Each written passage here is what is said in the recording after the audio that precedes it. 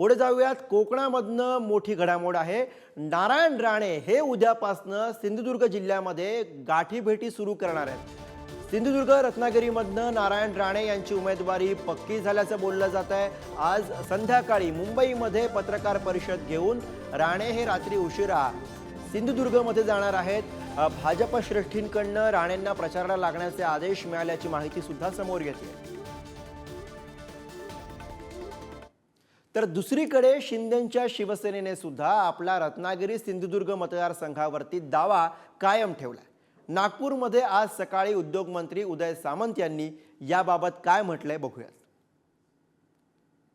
नाही, चर्चा आणि सूत्र ही फार आपल्या सगळ्या क्षेत्रामध्ये आहेत, त्याच्यामुळे असं कुठेही चर्चा झालेली नाही, असं कुठेही फायनल झालेलं नाही। ती जागा शिवसेनेची होती। पूर्वीचे आमचे खासदार सहकारी आमच्यासोबत दुर्दैवानं आले नाहीत, त्याच्यामुळे त्या जागेवर शिवसेनेनं दावा ठेवलेला आहे आणि शिवसेनेला जागा जर मिळाली तर महायुतीच्या सगळ्या नेत्यांच्या आशीर्वादानं ती जागा 2 ते 2.5 लाखांना आम्ही जिंकू। तर कोकणातल्या जागेवरती शिंदेंच्या शिवसेनेचे संजय शिरसाट यांनी काय म्हटलंय तेही बघूयात। आमचा दावा आजही त्या जागेवर आहे। ती जागा शिवसेनेला मिळावी हा आमचा आग्रह आहे। तसंच राणे साहेबांचा सुद्धा ती जागा लढवण्याचा मानस दिसतोय, परंतु याचा निर्णय जोपर्यंत वरिष्ठ नेते घेत नाहीत तोपर्यंत आम्ही याच्यावर कोणतेही कॉमेंट्स करणार नाही। सिंधुदुर्गमधल्या राणेंच्या कार्यकर्त्यांनी व्हॉट्सअप स्टेटस ठेवून राणेंची उमेदवारी निश्चित केलेली आहे। आपलं ठरलंय, आपला माणूस आपला खासदार, अशा आशयाचे केंद्रीय मंत्री नारायण राणे यांचे स्टेटस सध्या अनेक कार्यकर्त्यांच्या मोबाईलवरती आहेत। राणेंच्या उमेदवारीची अधिकृत घोषणा होण्यापूर्वीच राणेंचे कार्यकर्ते कामाला लागल्याचं बघायला मिळतंय। आणि याविषयी अधिक बोलूयात। विकास गावकर आपले प्रतिनिधी सध्या आपल्या सोबत आहेत। विकास, नेमकं चाललंय काय? कार्यकर्ते नारायण राणेंचे कामाला लागल्याचं चित्र एकीकडे आहेच, दुसरीकडे नारायण राणे यांच्या भेटीगाठी सुरू होत आहेत आणि तिसरीकडे सामंत सुद्धा आपल्याला उमेदवारी मिळेल यावरती ठाम आहेत। त्यामुळे नेमकं काय घडतंय काय? नक्कीच गुरु, जर बघितलं तर रत्नागिरी सिंधुदुर्ग लोकसभा मतदारसंघात भारतीय जनता पक्ष आणि शिंदेची शिवसेना ही उमेदवारीसाठी अडून बसलेले आहेत। कोणाला उमेदवारी मिळणार याकडे सर्वांचं लक्ष होतं। मात्र आज जर बघितलं तर मोठ्या घडामोडी होताना दिसत आहेत।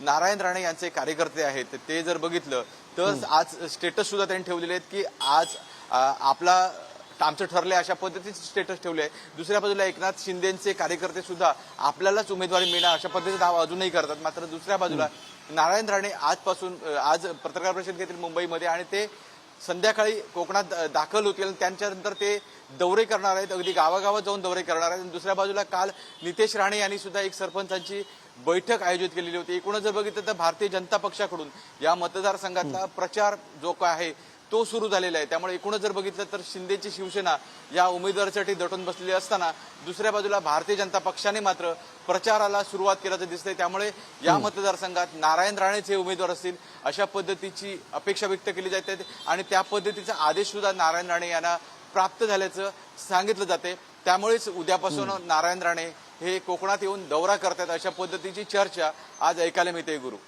बरोबर आहे। त्यामुळे विकास, आता नारायण राणे यांच्याबद्दलची काही अधिकृत घोषणा होते का आपल्याला बघायचं। तुम्ही सोबत राहा। पंकज दळवी सध्या आपल्या सोबत आहेत।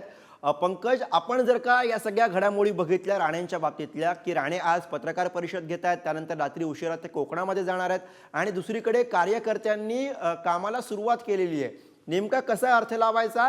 ही जागा राणेंकडे गेली असं आता जवळपास निश्चित म्हणायचं का? गुरुप्रसाद, आपण जर का आता ज्या सगळ्या प्रतिक्रिया दाखवल्या त्याच्यामध्ये सगळ्यात महत्त्वाची प्रतिक्रिया ही उदय सामंत यांची म्हणावी लागेल। आतापर्यंत उदय सामंत या बाबतीमध्ये हातचं राखून बोलत होते, मात्र आज ते स्पष्ट बोलले की याच्या बाबतीतल्या चर्चा काही झालेल्या नाही आहेत। राजकीय निवडणुकांच्या सूत्र आणि चर्चा खूप असतात, पण या जागेवरती आमचा दावा आहे आणि तो दावा त्यांनी स्पष्टपणे मांडलेला आहे।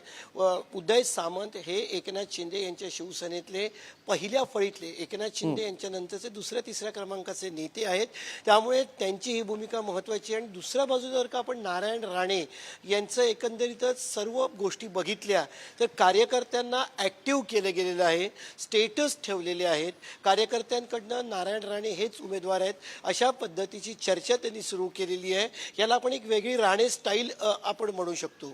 कोकणामध्ये ज्यांनी निवडणुका याच्यापूर्वी कव्हर केल्या आहेत त्यांना नारायण राणे यांची निवडणूक लढण्याची ही स्टाईल माहिती आहे. नारायण राणे यांनी स्वतःच्या उमेदवारीबाबत चर्चा जी आहे ती सुरू केलेली आहे, कार्यकर्त्यांनी ॲक्टिव्ह केलेली आहे. याचाच अर्थ गुरु असा होतो की नारायण राणे सुद्धा ही जागा मिळवण्यासाठी अत्यंत गंभीर आहेत. कुठेतरी ज्येष्ठ नेते आहेत, केंद्रीय मंत्री आहेत, अनेक वर्ष कोकणात त्यांनी कोकणाच्या माध्यमातून राजकारण केलेलं आहे, कोकणातून राजकारण केलेलं आहे. त्यामुळे कुठेतरी आपलं वर्चस्व दाखवण्याचा ते प्रयत्न करणारच स्वाभाविक आहे. बरोबर. त्यामुळे नेमकं काय होतं